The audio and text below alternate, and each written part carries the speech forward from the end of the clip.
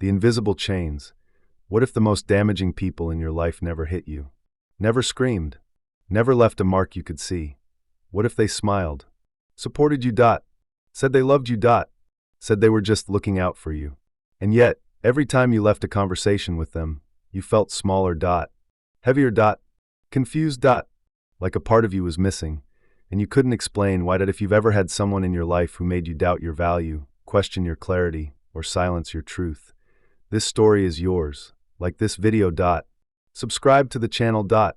Because we're not here for comfort. We're here to cut cords, with weight, with silence, and with power. In this video we will go on a journey where we will learn how to free ourselves from toxic people. Not a list of red flags. Not a guide to revenge. But a walk through the dark psychology of toxic influence, and what it means to truly choose yourself. We'll walk with Jung. With fire. And with full responsibility. Let's begin. There's a certain kind of pain that doesn't come from conflict.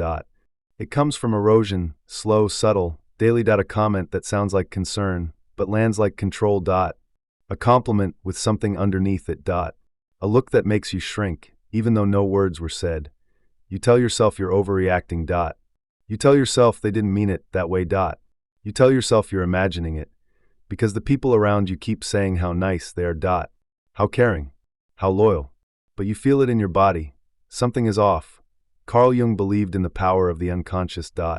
Not just inside you, but between you and others. He believed that we don't just relate to people's words. We relate to their energy. And some energy comes not from love, but from unacknowledged fear, resentment, control, or envy. And when someone is deeply unconscious of their own shadow, they will unconsciously act it out on you. Through subtle guilt. Through passive pressure.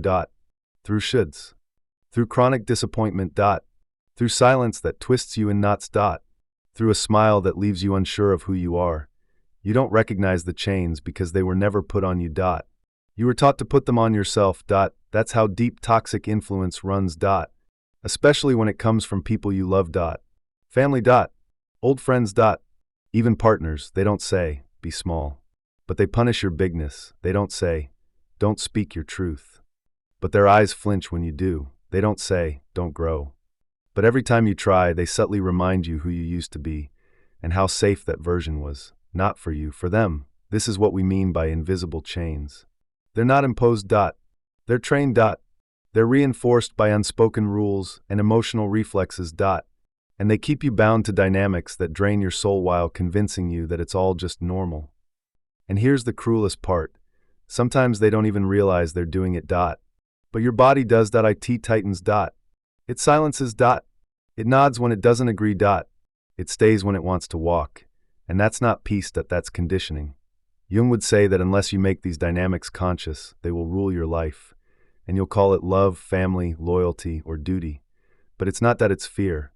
Fear of being alone. Fear of being judged. Fear of being the one who walked away. And toxic people know this. Not always logically, but intuitively. They sense your fear of abandonment, your hunger for approval, your longing to be good. And they wrap their influence in those vulnerabilities. Not with malice, with wounding of their own. But that doesn't make it less dangerous. So why do you stay? Because you were taught to normalize the weight. To carry shame and call it humility. To accept manipulation and call it compromise. To live with distortion and call it balance. You weren't weak. You were conditioned. And now, you're starting to wake up. That's why you're here. This isn't about cutting people off in anger. It's about cutting through illusions. It's about seeing clearly, without explanation, without guilt. It's about walking away not with hatred, but with weight. It's about understanding that the most powerful act of love you can offer this world is to stop allowing broken people to make you doubt your wholeness. We will discuss this further. How you were trained to accept this, why you kept giving second chances, why you chose their approval over your voice, why it hurts to leave. Even when you know you should, how to rebuild your identity from the ground up. No quick cuts. No shortcuts. Just the truth. You weren't weak, you were conditioned. You didn't just wake up one day and decide to let people walk over you. You didn't consciously choose to tolerate emotional games, to keep people in your life who drained you, to silence yourself so others could be comfortable. It was taught. Trained. Reinforced. Repeated, not in a classroom. Not with a clear rulebook. But in glances, tones, expectations, and the invisible contract that said, if you want to belong, shrink. Carl Jung said, the most terrifying thing is to accept oneself completely. But most of us never even had the chance. Because long before we knew who we were told who to be. Nice. Calm. Quiet. Pleasant. Agreeable. Low maintenance. Especially if you grew up around emotional chaos. Especially if the people you depended on had fragile egos, unstable moods, or silent expectations. You learned quickly. It's safer to adapt than to express. You became what they needed. You smiled when you were hurt.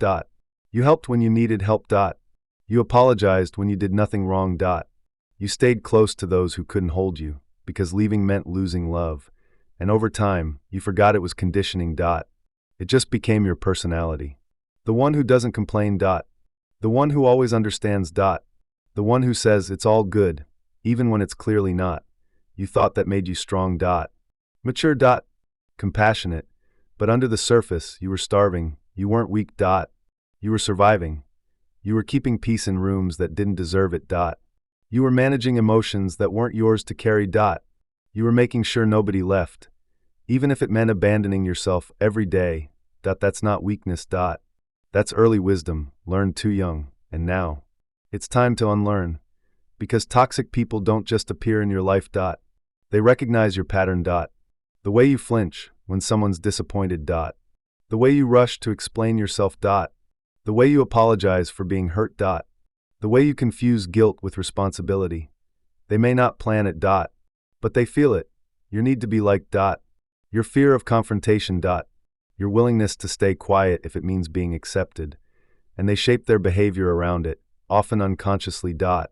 Until you're locked into a dynamic where your silence becomes the foundation of their control. You don't fix this by getting louder. You fix it by getting clearer. You don't fight back with noise. You fight back with boundaries. That starts by seeing what's actually happening. You're not bad at relationships. You were just taught to play a losing role. To be the peacekeeper. The emotional caretaker. The sponge. The rock. The empty cup. But you're not here to absorb others. You're here to live from center. And that begins by rejecting the script you didn't write, but have been following all your life. It will feel unfamiliar at first. Saying no. Leaving the message unread. Not explaining. Not fixing. Not rushing in to make them feel better. It will feel wrong. Selfish. Cold. But it's not that. It's what it feels like when you stop living on default and start choosing yourself. You'll start to notice subtle shifts. You'll say something honest, and someone flinches. You'll hold your boundary, and someone calls you difficult. You'll stop overextending, and someone says, you've changed. They're right. You have. You're no longer performing the role that kept their world stable at the cost of your own. That's not cruelty. That's clarity.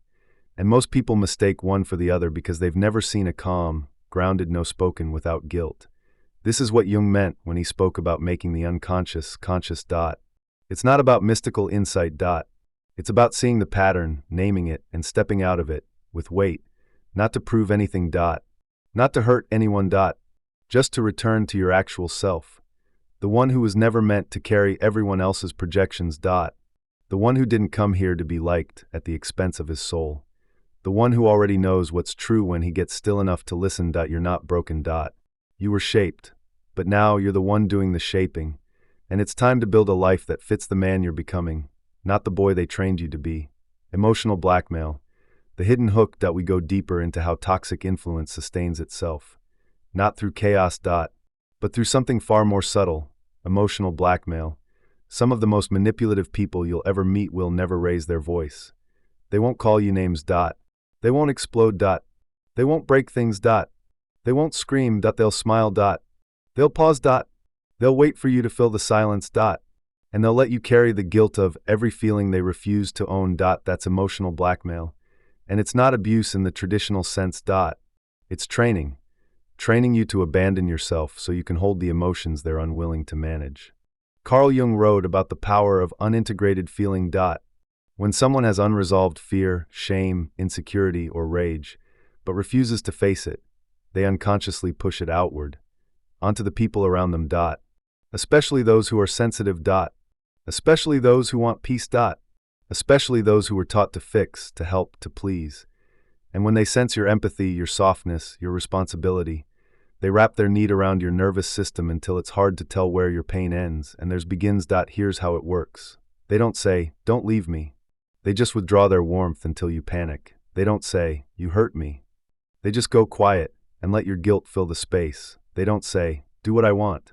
They just make it very clear how disappointed they'll be if you don't. And over time, you stop listening to your own truth, because it's easier than disappointing them again. Not because they're evil. Because their pain speaks louder than their integrity. And you were trained to hear that pain first. That's how emotional blackmail works. Not by force. But by emotional weight. And if you were conditioned to carry that weight early from a parent, a partner, a friend, you don't even see it as manipulation. You just call it love. Or being the bigger person. Or not making a scene. But it's not love if it only lives in the space where you stay small. You'll notice it in small moments. You speak your truth, and they suddenly go cold. You say no, and their energy drops like you've betrayed them. You make a choice for yourself, and they act like you wounded them. No words. Just wait, and you collapse under it without even realizing it happened. That's not conflict. That's conditioning. Your body has been trained to regulate their feelings at the cost of your own. This is why emotional blackmail is so powerful. It doesn't look like war. It looks like guilt. It feels like shame. It plays on your desire to be good, to be kind, to be the better person. But what it actually does is make you abandon the parts of yourself that were never the problem. You don't fix this by blaming them. You fix it by seeing the hook, and the hook is always the same. If I show up fully, they might leave. That fear is the core of every emotional blackmail trap. You're afraid that your truth will cost you their presence. And because you were taught that abandonment equals danger, you negotiate with yourself until there's nothing left to trade. But here's what no one told you. Any relationship that requires you to shrink to keep it alive was already dying. You'll know you're healing when you start letting people feel whatever they need to feel, without making it your job that they're sad. You don't fix it that they're disappointed. You don't explain it away. They pull away. You let them, not because you don't care. But because you've learned that your peace is not negotiable. When you stop falling for emotional blackmail, you lose some people. Let them go. Because the people who stayed only because you twisted yourself to hold their comfort weren't actually with you. They were with the version of you that was willing to trade truth for connection. And that version of you is gone now. Not angry. Just done. This is the quiet power of the man who sees the pattern. He doesn't yell. He doesn't debate.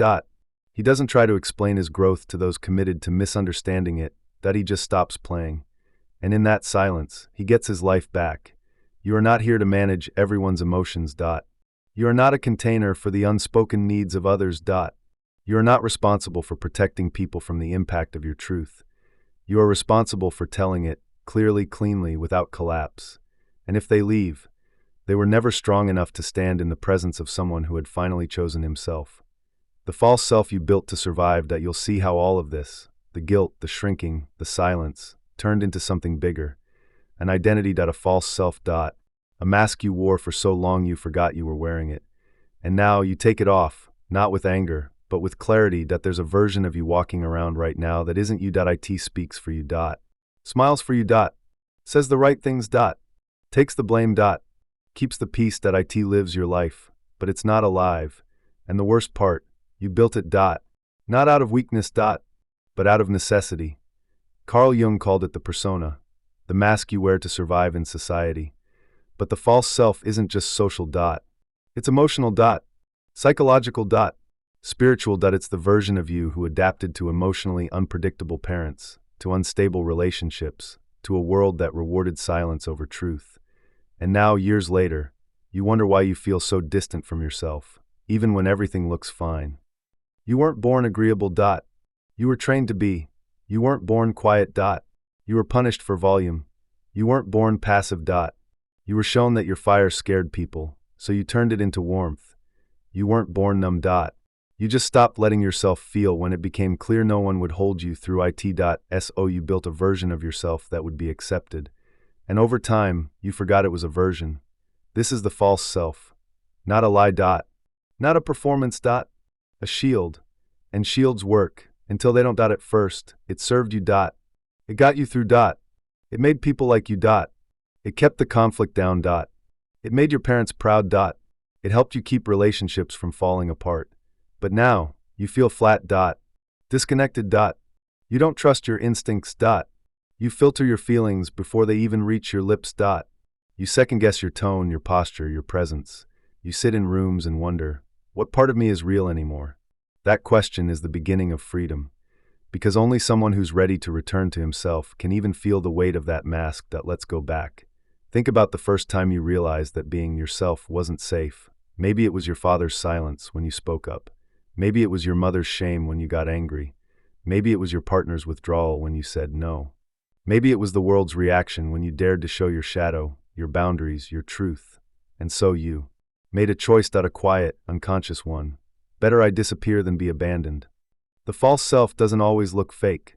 Sometimes it looks wise. Charming. Nice. Kind. Empathetic.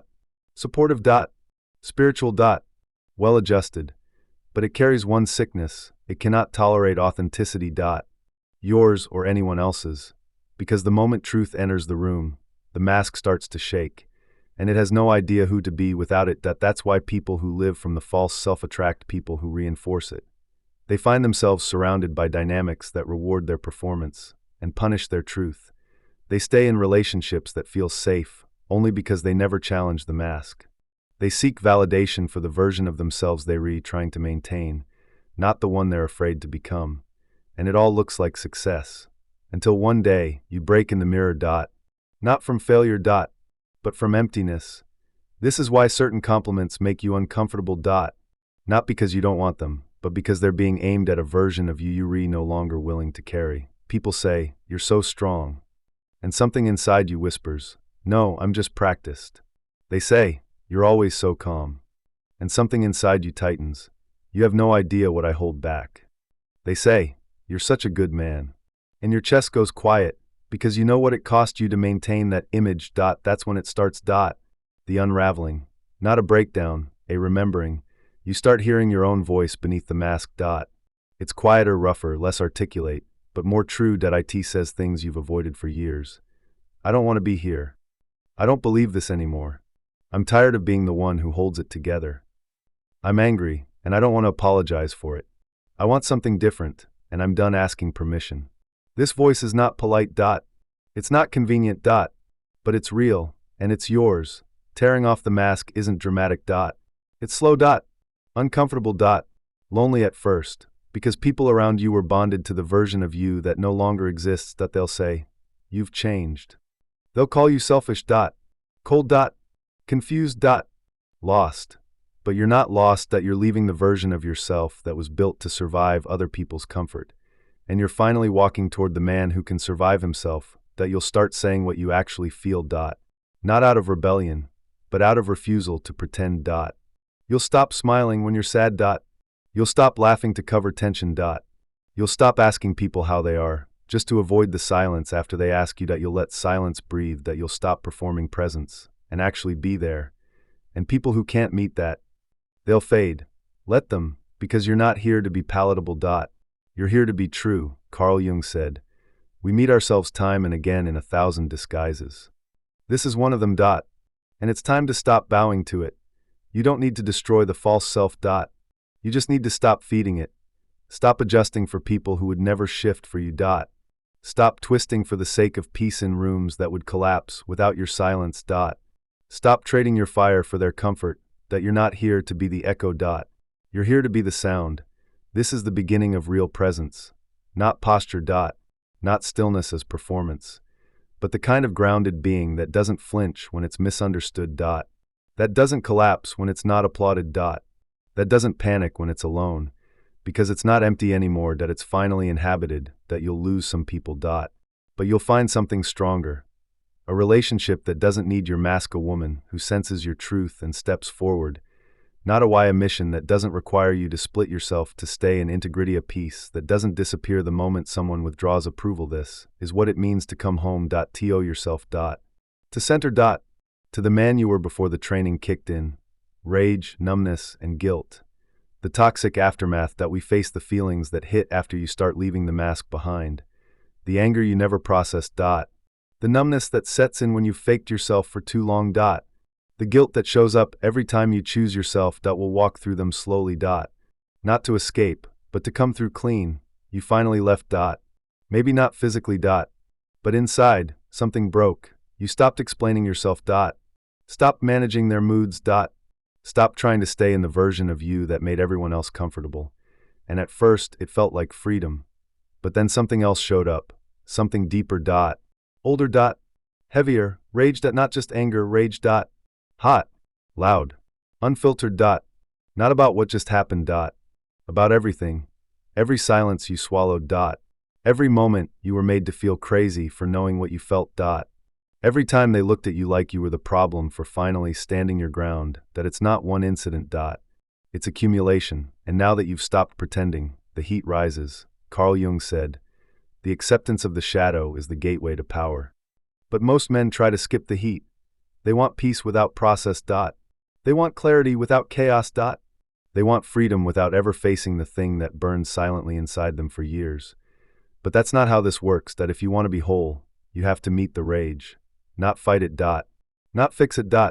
Just meet it, as you would an old friend you abandoned when the world told you to be nice. This anger is sacred. It's not weakness. It's not a sign you're broken. It's a sign that a part of you is finally awake. Because only a man who remembers what was taken from him can truly feel the fire. Not to destroy. To reclaim your time. Your presence. Your center. Your truth. But rage rarely walks in alone. Right behind it comes the numbness. That strange, quiet fog that sits in your chest and makes everything feel muted. You don't feel joy. You don't feel sorrow. You feel nothing. You go to work. You respond to messages. You say you're fine, but you're not fine. You're disconnected. From yourself. From others.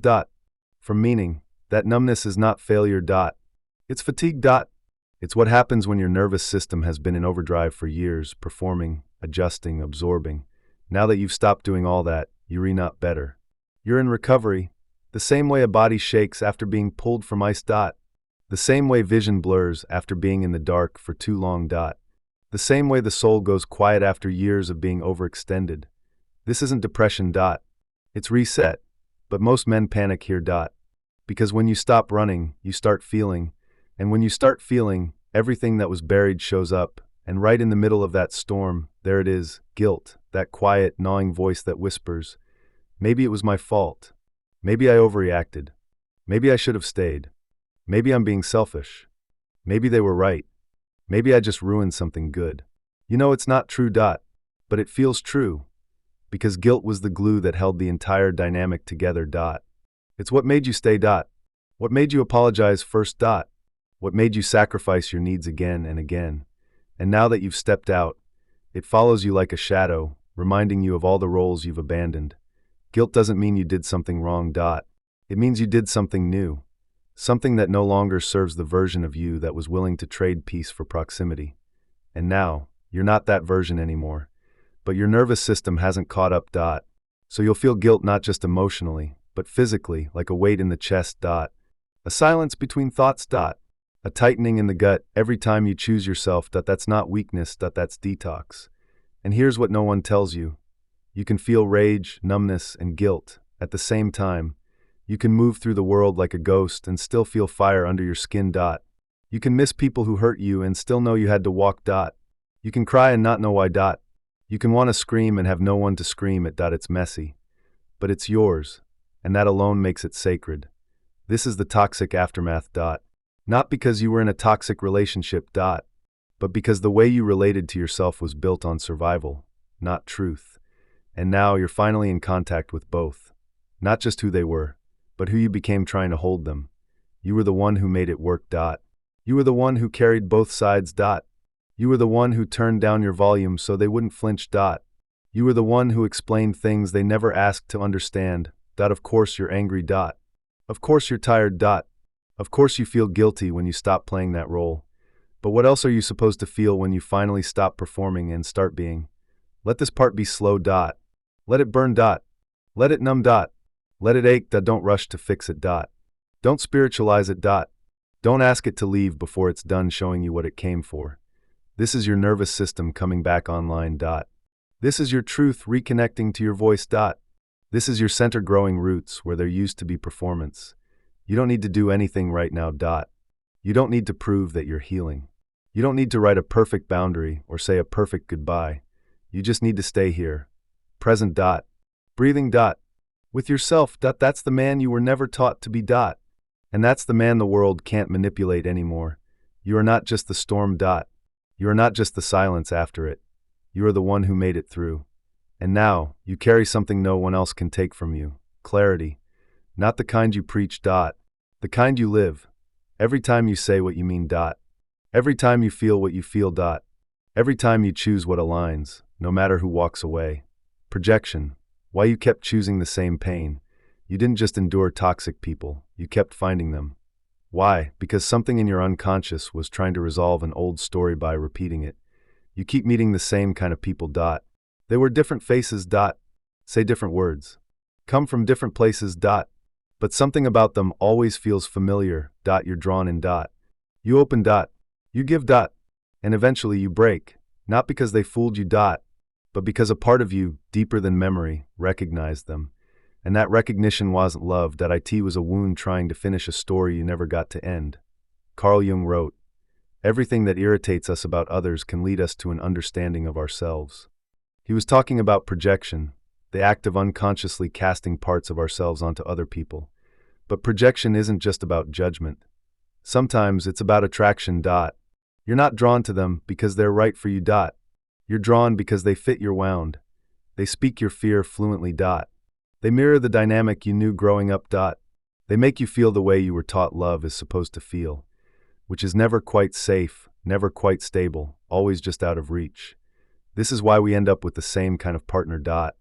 The same kind of friend. The same kind of boss. The same kind of conflict, again and again. We don't choose them with our logic. We choose them with our shadow, the unprocessed, unseen, unhealed part of us that wants one thing: resolution. If your nervous system was shaped around anxiety, chaos feels like home. If you were loved conditionally, you'll chase love you have to earn. If you were punished for expressing needs, you'll choose people who call your honesty too much. And when it breaks again, you'll say, "Why does this keep happening to me?" But the question isn't why them. It's why do I keep showing up in this story as the same version of myself? Because no matter how much they change, you've been bringing the same role to every stage. This isn't blame. It's invitation. Stop seeing your pain as bad luck and start seeing it as a map. A trail that leads back to the places in you that still don't believe you deserve peace without performance. Because that's what projection really is, a reenactment of the familiar. Your subconscious tries to recreate the original wound, the one you had no power over, so that this time maybe you'll finally get it right. But toxic people don't come to give you closure. They come to reflect where you haven't given it to yourself. You think you're falling in love. But you're falling into pattern. You think you're being wrong. But part of you expects it, because it confirms what you secretly believe about yourself. You think you're being hurt by them. But a deeper pain was already there. They just touched it, and your shadow whispered, "Yes. This.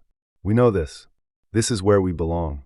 This is the hard truth. You weren't just picked. You were picking too, not with your mind. But with your history. And now that you're seeing it clearly, you can finally choose something else. But don't skip the grief. Because once you realize how long you've been projecting, how often you mistook fear for chemistry, how many of your relationships were built on unfinished stories, you'll feel it. All the time you gave. All the love you lost. All the parts of yourself that were molded to fit people who were never capable of holding you. Let that grief move. It's not weakness. It's release. And you're allowed to mourn the life you thought was real. You're also allowed to get angry. Angry at how your openness was manipulated. Angry at the systems that taught you to see pain as love and chaos as normal. Angry at yourself, not in shame, but in recognition. I deserve better than this. And I always did. That anger is a doorway. Not to war, to clarity. So how do you stop projecting? Not by analyzing more. Not by becoming hyper-conscious. But by meeting yourself before asking anyone else to feel what you need. Tell the truth earlier. Breathe before choosing. Notice what your body does in the first 5 minutes with someone. Watch where you collapse. Watch where you perform. And ask, does this feel like love, or does it feel like home? If it feels like home, but that home was full of silence, blame, anxiety, or fear, walk the other way, even if your heart's still reaching. Even if your shadow's still whispering. Maybe this time. No, this time is different. Because you're different. You've stepped outside the old loop. Not perfectly. But decisively. And that means projection loses its grip. Because now you see it. And what you see you can choose. Maybe not every time. But the muscle is building. And soon, you'll be drawn not to pain you recognize, but to peace you've never known. This is the gift of facing your shadow. Not to become untouchable. But to stop being predictable. Stop leaking energy into dynamics that only ever confirmed your deepest fears. And to finally move from a place of choice, not compulsion. Some people won't understand the new you. They'll say you're cold. Detached. Guarded. Let them say it. Because you know the truth. You're not closed. You're clear. And you're not repeating anymore. The shadow bond. When you're addicted to what hurts you. You'll see why some bonds feel stronger the more they hurt. Why the break is so hard, even when your mind is ready. Why you don't need closure from them, but reconnection with yourself. It's not just about them anymore. It's about what you've been feeding with their presence. And now it's time to break that bond from the inside. You left. Or they left. Or it ended somehow, but you're still thinking about them. Still feeling them. Still holding conversations with them in your head. Still checking when you know you shouldn't. Still wondering if maybe, just maybe, it wasn't that bad, even though it was, even though your body remembers. Even though your mind knows. Even though your friends told you. Still, there's a pull. Carl Jung once said, until you make the unconscious conscious, it will direct your life and you will call it fate. And that pull, it isn't fate. It's not soul connection. It's not meant to be. It's a shadow bond. A hidden contract between your pain and there's a tangle of unmet needs, unresolved stories, and psychic survival disguised as chemistry. It doesn't come from your highest self. It comes from the part of you that still believes love must be earned through suffering. Let's be honest. There was something intoxicating about it. The push and pull. The high and low. The little crumbs of validation that felt like feasts because you were starving. The way you felt seen when they wanted you and invisible when they didn't.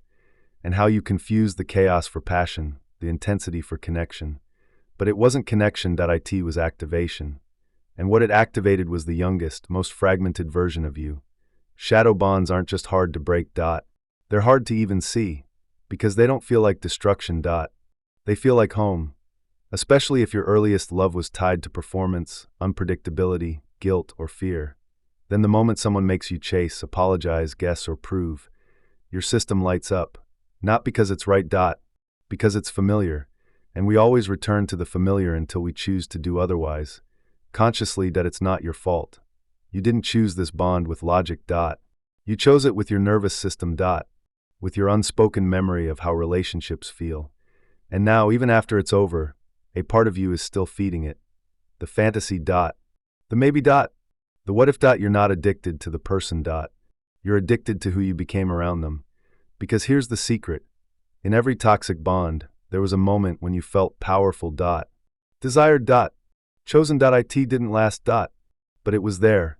And sometimes what you're really missing is not them, but that tiny flicker of feeling you thought only they could give you. That's the hook. That's the lie. You're not grieving the loss of a soulmate. You're grieving the part of yourself that you gave away to keep the bond alive. And now, you're being asked to return to that part without using them as the gateway. That's the work. And it's harder than leaving. It's letting go of who you were when you were with them. It feels like withdrawal. Because it is. You're detoxing from the emotional highs and crashes that came from trying to be enough for someone who was never going to meet you. You were chasing validation in a system built to withhold it. And now that you're out, you feel empty. Not because you lost love. But because you lost the illusion that you could earn it from someone who only loved the version of you they could control. It's okay to miss them. It's okay to cry. It's okay to be angry and then nostalgic and then numb, all in one day. But don't confuse longing with meaning. Just because something hurt deeply doesn't mean it was real love. It means it touched something ancient inside you. And now you're the one who has to hold it. Here's what's real. If it was love, you wouldn't have had to beg for it. If it was connection, you wouldn't have felt so alone in it. If it was safe, you wouldn't be trying to convince yourself to stay gone. You're not broken. You're just healing. And healing means choosing yourself even when your whole body is screaming to go back to what nearly destroyed you. This is the moment most people turn back. They can't sit in the ache. They can't face the quiet. So they reattach. Reconnect. Reengage. And the cycle begins again. Same story. Same outcome. Same regret. But not this time, because you know something now that you didn't before. You can survive without them. You just have to stay. Not with them. With you. Hold yourself when it hurts. Speak the truth even when no one's listening.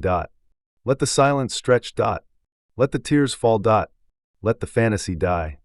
Because what waits for you on the other side is not a better relationship. It's you whole, clear, and unhooked.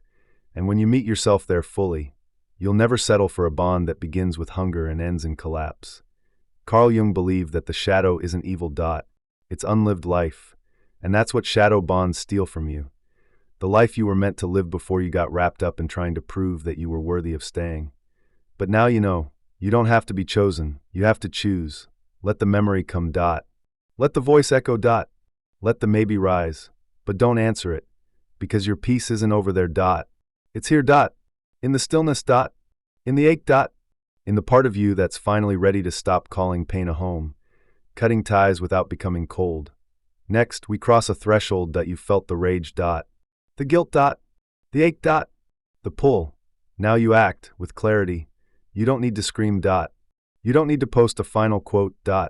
You don't need to give one last speech about how they hurt you, misunderstood you, or failed you. You don't need closure that explains everything. You don't need a perfect moment to say goodbye.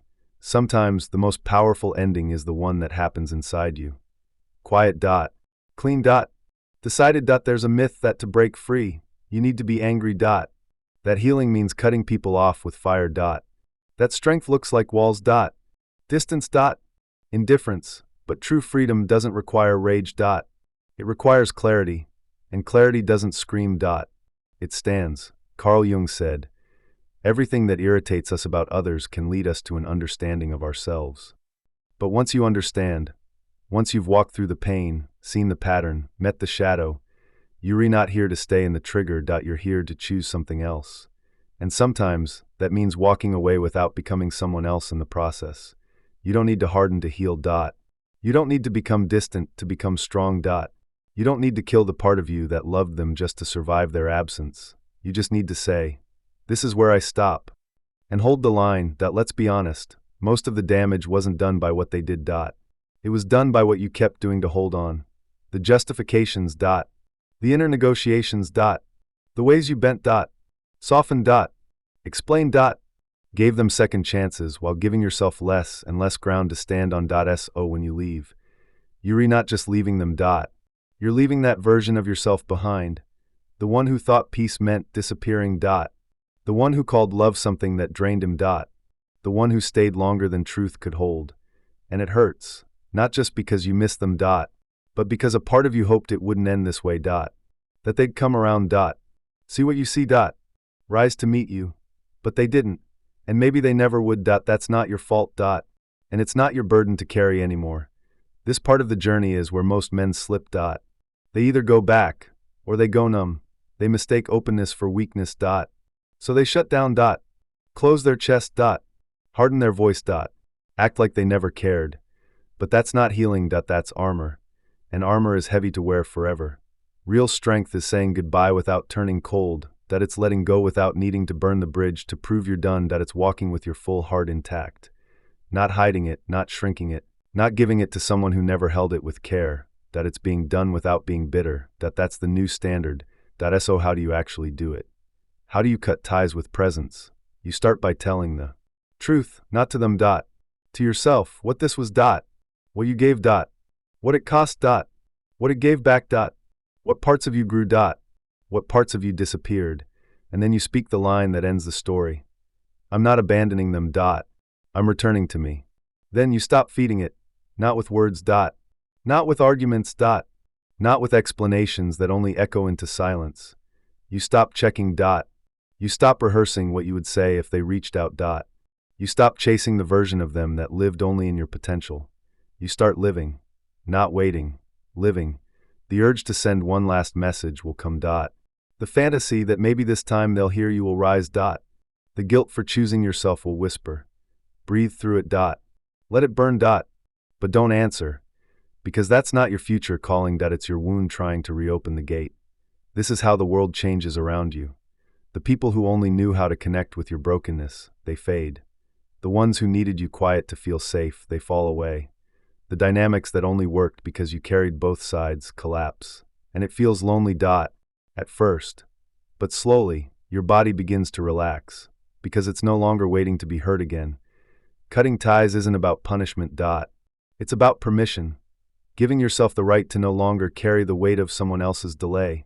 The right to stop proving you were good. The right to stop fixing what was never yours to repair. The right to move forward without revenge, without regret, without apology. You don't need to hate them. You don't need to forgive them today. You don't need to love them from a distance.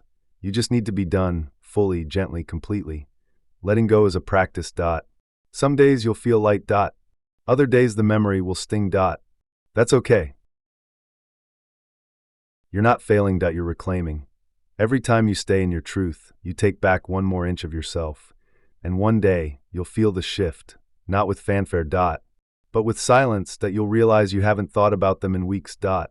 You'll feel your breath drop deeper in your chest. You'll walk into a room and no longer scan for ghosts. You'll hear your own voice and finally trust it. Not because it's louder. But because it's yours again. This is where you begin again. Not harder. Not colder, just whole. Rebuilding your field. Now that you've cleared the noise, it's time to rebuild. You cut ties. You let go. You chose yourself. Now what? You wake up to quiet. To space. To hours where no one's draining you, pulling at you, guilt tripping you. At first, it feels strange. Too open. Too still. Because even toxicity has rhythm. Even chaos has structure. And when it's gone, there's a kind of emptiness. Not because something is missing, but because you finally have room to feel what's real. Carl Jung spoke of individuation as the process of becoming who you truly are, not what others shaped you to be. That's where you are now. No longer surviving. No longer proving. No longer entangled. You're not in battle anymore. Now you're in the rebuilding. And this part isn't loud. It's intentional. There's a subtle danger here, because once you remove the toxic people, your mind might think the work is done. But the deeper task is this. You must now rebuild the energy field around you that allowed those dynamics to enter in the first place. The boundaries, the habits, the people, the pace of your life, all of it has to shift. Not because you're trying to be better, but because the man you are now no longer matches the field you used to live in. Let's start simple. What's around you right now? Your space. Your calendar. Your inputs. Your people. Do they support your clarity or keep you distracted? Do you have time to think, or are you chasing busyness? Do you feel relaxed in your body, or always slightly braced? Your field doesn't begin with others. It begins with how you move in the world. With presence. With rhythm. With what you allow into your space. This means making real choices. Slowing down the way you speak, leaving more silence in your day, not responding to every message right away, being okay with not being available, choosing to work, move, relate on your time. This is not avoidance. It's realignment. You're training your nervous system to lead again, instead of react. And as you do, you'll notice something. Some people will be magnetized. Others will be repelled. Let both happen. You're not here to be accessible. You're here to be true. This is also where you choose new relationships. And this time, you're not choosing based on chemistry. You're choosing based on resonance. How do you feel after you've spent time with someone? More clear, more grounded, more alive, or confused? Compressed? Slightly smaller. That's your field speaking to you. You don't need perfect people. You need people who don't require you to abandon yourself to stay close. That's the new baseline. And yes, this part will be lonely at times. Because you're no longer tolerating the kind of company that was only tolerable when you were disconnected from yourself. But that loneliness won't last, because the more you stay grounded in your new field, the more the world starts to reorganize around you. People you've never met will feel it. Rooms will respond to it. The woman you once had to chase now leans in. Opportunities align. Not because you forced them. But because your frequency changed, and life matches frequency. Always. So what are you actually rebuilding? You're rebuilding the invisible atmosphere that surrounds you. Your energy. Your boundaries. Your posture. Your presence. Your values. Your time. Your voice. Your eye contact. Your no. Your yes. Your silence. Your non-negotiables, not as performance. But as extension of who you've become. And no, this won't always be easy. That you'll be tempted to fall back into familiar rhythms. To say yes when you mean no. To let someone back in because it's easier than explaining. To tolerate something just to avoid discomfort. But every time you do, you dilute your field. And every time you hold the line, you strengthen it. This isn't about being perfect. It's about becoming unmistakable in your energy. The kind of man people feel before you speak. The kind of man who doesn't posture because he doesn't need to. The kind of man who doesn't flinch when misunderstood because he no longer needs to be explained. That's where this goes. Your field becomes your first filter. You no longer have to convince, protect, or audition. Because your energy does the work for you. And that's what real leadership feels like. Not dominance. Not control. But centeredness, unmoved. Unrushed. Uncompromising in presence. That's who you are now. And if someone can't meet you here, you don't lower your frequency. You lower your availability. Not from judgment. From clarity. Because now, peace isn't just something you feel. It's something you protect. And your field, it's no longer for sale. This is the rebirth of your rhythm. Your way. Your sovereignty. It's slow. Quiet. Powerful. And it changes everything. Not by what you say, but by what you allow. The man who walks alone and isn't afraid that you've done it. You've let go. You've remembered who you are. You've rebuilt your field. Now we finish this path the way it began. There's a kind of man who moves differently now. He doesn't chase. He doesn't explain. He doesn't need to be seen because he already sees himself. He walks alone, but not from isolation. From integration. This is you now. Not a perfect version. Not an untouchable guru. But a man who has walked through fire, through shadow, through silence, and come out clear. Not louder. Not brighter. Just real. No mask. No role. No need to be anything but what's here. Carl Jung wrote, loneliness does not come from having no people around you, but from being unable to communicate the things that seem important to you. You know that loneliness. You've lived it, even in rooms full of people. Even in love. Even while surrounded by those who said they understood you. Because understanding isn't always connection. And presence isn't always real. Now, you've stopped begging for it, and something sacred has returned, your center. You no longer fear walking alone because you no longer fear being alone with yourself. There's peace in your silence now. Not emptiness. There's power in your solitude. Not performance. You move with rhythm, your own. You rest when needed. Speak when moved. Act without seeking permission. And the world around you feels it. You're not unavailable. You're just not accessible to things that drain you. You're not closed. You're just no longer open to noise. You're not arrogant. You just carry yourself with a quiet authority that doesn't require validation. This is what it means to walk as a man who no longer needs a witness to feel real. You've stopped being shaped by reactions. Stop being pulled into other people's storms. Stop needing to rescue, fix, prove, or please. That doesn't make you distant. It makes you anchored. You listen more now. But not to respond, to understand. You see more. But not to judge, to discern. You love more deeply, but with clean hands. Because when you know your own center, you don't grasp for someone else's. This is the freedom no one talks about. Not financial. Not external. Not loud, but deep in your body. In your spine. In your eyes. The freedom to move through life without bending your truth for temporary closeness. You're no longer starving. So you don't take scraps. You don't perform for approval. You don't barter with your time, your energy, your presence. You walk in full possession of yourself. And ironically, that's when people start to come closer. Not because you chase them. But because stillness is magnetic. And peace is rare. Some will misunderstand it. They'll call you cold, unbothered, detached. Let them. Because the ones who are ready, the ones who see clearly, they'll recognize what it took to become this quiet. and they'll meet you as equals. Relationships look different now. You're not addicted to chemistry. You're not falling for fantasy. You're not projecting your wounds onto someone else and calling it fate. You're building something real, or nothing at all. You're no longer afraid to be alone because now, being alone feels like being home. And that's what you protect now. Not your image, not your ego, but your inner clarity. Your days move slower. Your space feels sacred. You speak less often, but every word lands. You look people in the eye, not to dominate, but to see. And you're no longer afraid of being misunderstood, because you no longer rely on being received to know what you are. You're not here to convince. You're here to embody. There are moments now when you feel something like sadness, not because you're lost. But because you see how long you tried to be everything to everyone, how much time you gave to pleasing ghosts. You honor that version of yourself. The man who tried. Who stayed. Who held. But you don't carry him anymore. You've put him down. And now, you walk with yourself. Not away from others, but with no need to be followed. You no longer resist the darkness in others.